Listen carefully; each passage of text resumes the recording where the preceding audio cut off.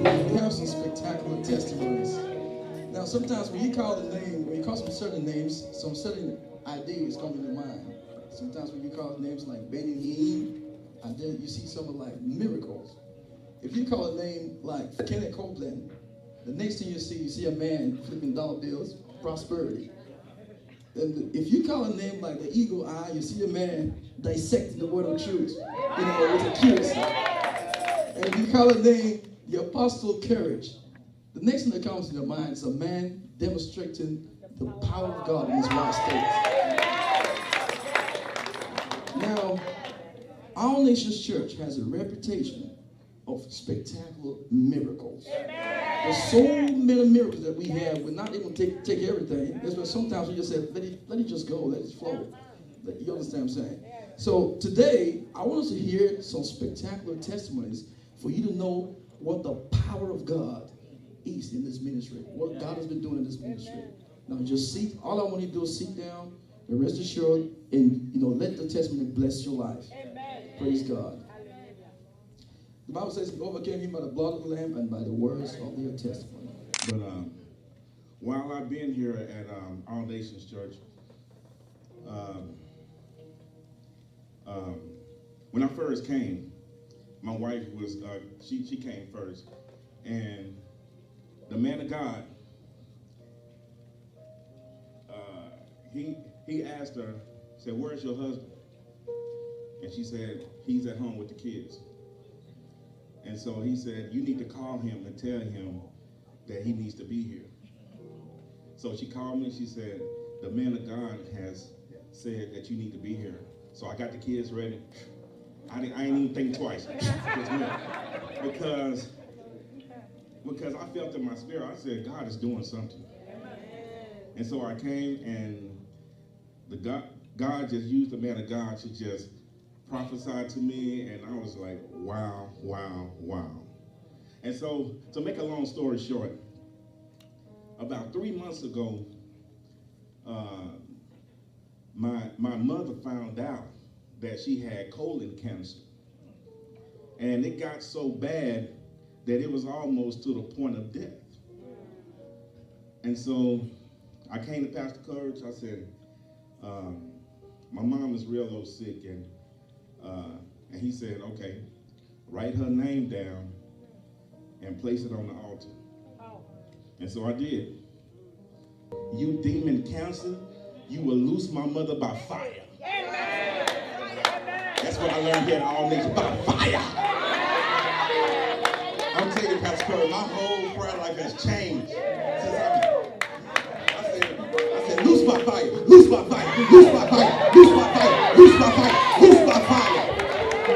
And y'all, let me tell y'all, the doctors came back and they ran some tests, and they said that you are cancer free. I don't think y'all heard just what I said. The doctor said that she is cancer free.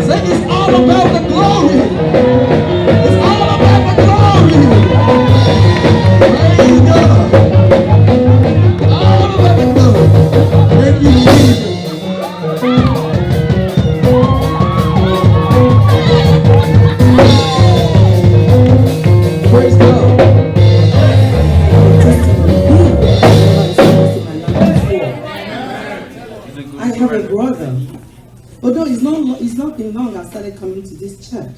But since I started coming, God has been wonderful to me and my family. That's number one. And I have been, I'm not perfect, but I'm trying to go to the way, to dance to the tune of God. Praise God. I have a brother. He's my nephew. He stays in China. 2 weeks ago, he called me. He was crying, he was weeping, I could not even hear what he was saying. I said, calm down and tell me what is wrong. He said, my sister, I am dying. I said, what happened? He said, I don't know, I've been having my chest, I've been hurting, I've been urinating often, I can't eat, I'm so tired. If you see me now, you cannot even recognize me. I asked him, I said, have you gone to the hospital? He said, yes. I said, what happened? He said, they said they were going to cut off or remove my pancreas. I said, what happened? He said, I have a tumor of the pancreas. It has grown to the extent that it busted the pancreas. And then I told him to send me the picture through my WhatsApp. So he sent the picture, I saw it, it was horrible. Even the color of the pancreas, everything changed. And now imagine removal of the pancreas. This, my brother, is going to be diabetic forever. And he's a very young guy. I said, God, what is happening? I know this pastor is a new pastor. I've just started going to this church. I don't want to be disturbing this man. But my spirit for people to tell me to talk to him. Jehovah Jireh. Then I called him. I called him on the phone. I said, Pastor, I have a problem. He said, what is it? I explained everything. And he said I should forward the pictures of the x-ray. So I did. I forwarded some to him. Then after a while, I called him again. He says, Sister, okay. I said, yes, sir. He said, do you think there is nothing God cannot do? I said, I believe God. So I said, okay, let us continue praying. He just said it so calm. I didn't even, like as if he was not serious. I said, okay. I said, okay, sir. Let us continue. So they said they were going to use 7,000 to remove the pancreas. I said, okay. We all donated money, ready for it, and we were all praying. I didn't even know that the man of God was interceding for me. Privately, I didn't even know.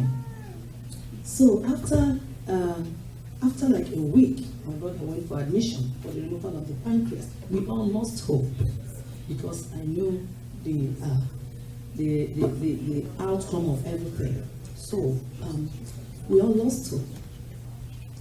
My brother went to the hospital and they admitted him. So before they did the surgery, before they wanted to do the surgery, they had to repeat the X-ray again. So they took him to the theater. They asked the radiologist or something to come and do the X-ray again. And he did the X-ray. And he said, "Come, what is your name?" The doctor came. He told him, he said, "Are you sure you are the person that came here last week?" Praise the Lord. And he said, "Yes, I am the one." He said, "But you can't find anything." Praise the Lord. Hallelujah. He said, "Are you sure?" He said, "Yes, sir, I am the one." He said, "But you cannot find anything. Pack your things and go home."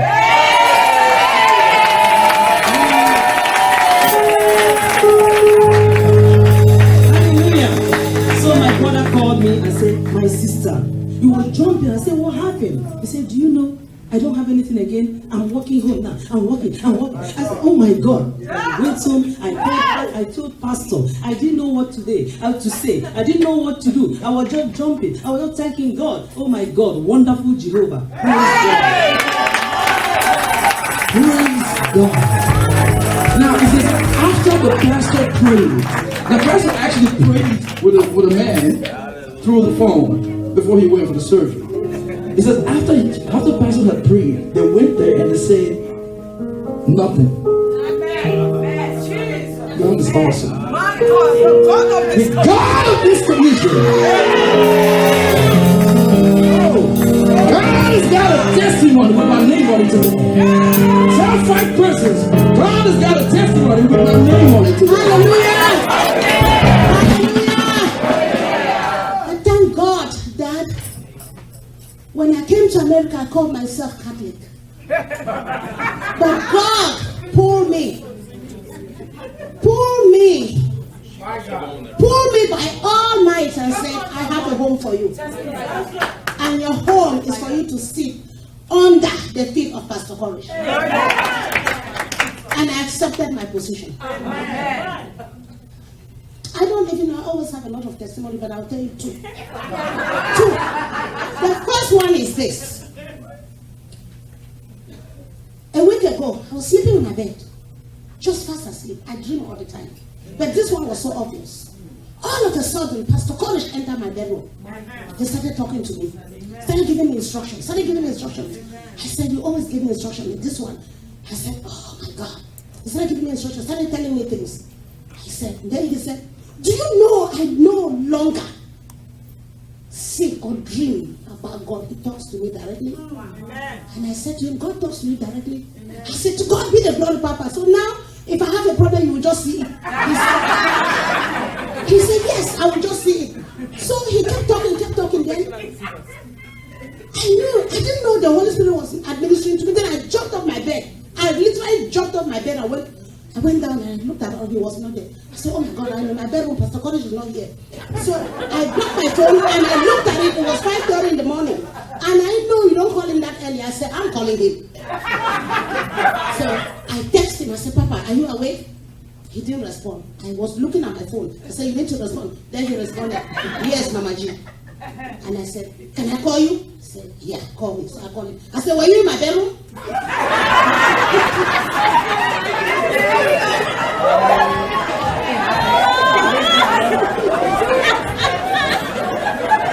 I said, were you in my bedroom?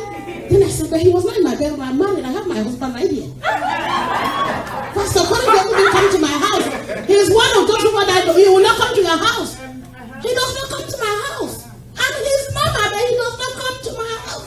So how did he enter my house until he was standing by my bedside? Then I said, thank you, Jesus. Really, this program, we are moving from glory to glory.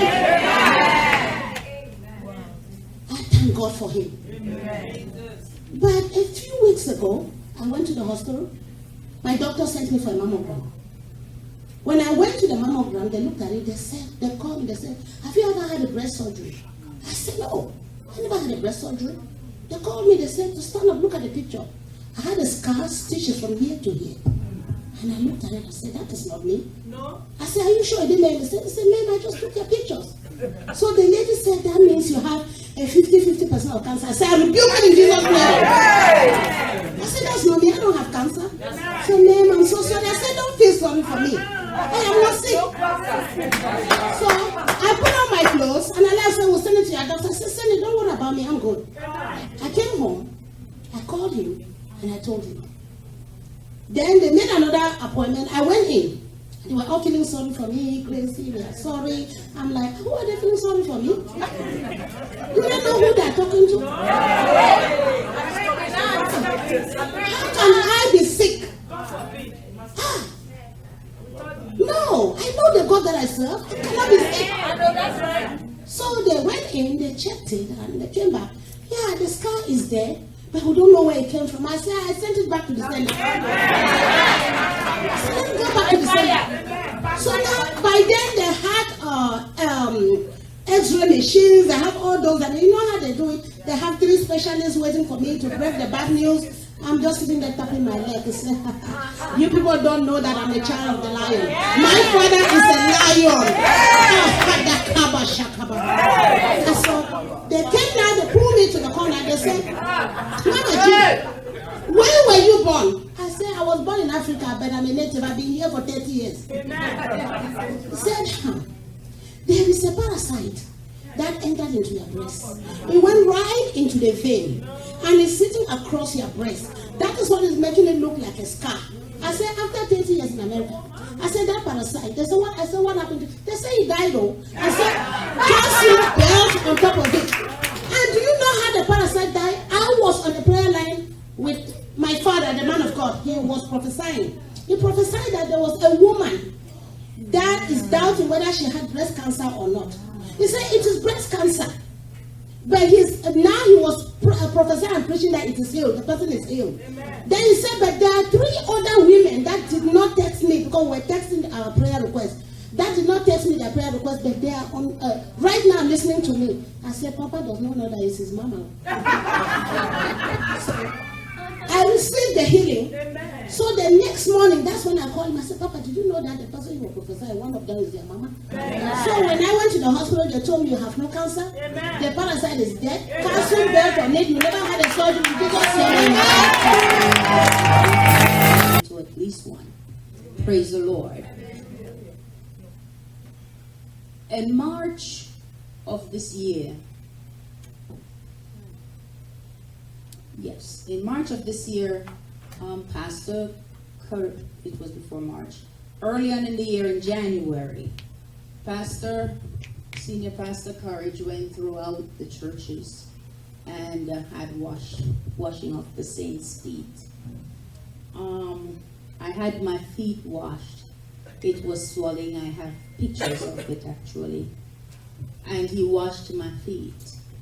They actually drew down and had pictures to show that they actually went down. And after that, I had this issue where I had shortness of breath. Everybody thought I had fluid in my lungs and all of that, and there was no fluid in my lungs. My stomach was as big as a 5-month-old pregnancy, and it was causing me not to be able to breathe. It so happened that in March, Pastor Courage gave out the word for the month, and he said, multiple harvest. And the Lord dropped in my spirit multiple harvest, multiple miracles, and multiple testimonies. And I hang on to it. And I remembered when Reverend Clivet asked if we remember what it is, and I said, multiple harvest, multiple miracles, and multiple testimonies. And I hang on to those words, and God actually showed up and gave me the miracles, the testimony, and the harvest. Amen. Praise the Lord. I had a pain in my right shoulder, and God says, the same way the pain came in, it is going back out. I never had it again. Praise the Lord. No more of that, what looks like 5-month-old, and no more issues with the breathing. You too can experience this glory that God has for you. Praise the Lord. All you got to do is open up your heart, because it is already here. God bless you in Jesus' name. Just quick, a little background. Where I work, I was being persecuted. And 18 months before, it looked as if I was going to lose my job because of the persecution. And things didn't get better in other parts of my life. And then when it came to foot washing, Pastor was praying over my feet, and he said that I would be elevated. And I didn't know what that meant, elevated to do what? Because elevation means responsibility. I didn't know what that meant, but elevation. And so I received it, and I thank God for it. And to be honest with you, I forgot about it because that was back in January. And apparently there was a selection process going on to choose medical director, national medical director across the United States of the year. And so there's a selection process going on. And in March, I was notified that out of 20,000 doctors, they chose 10, and I was one of them.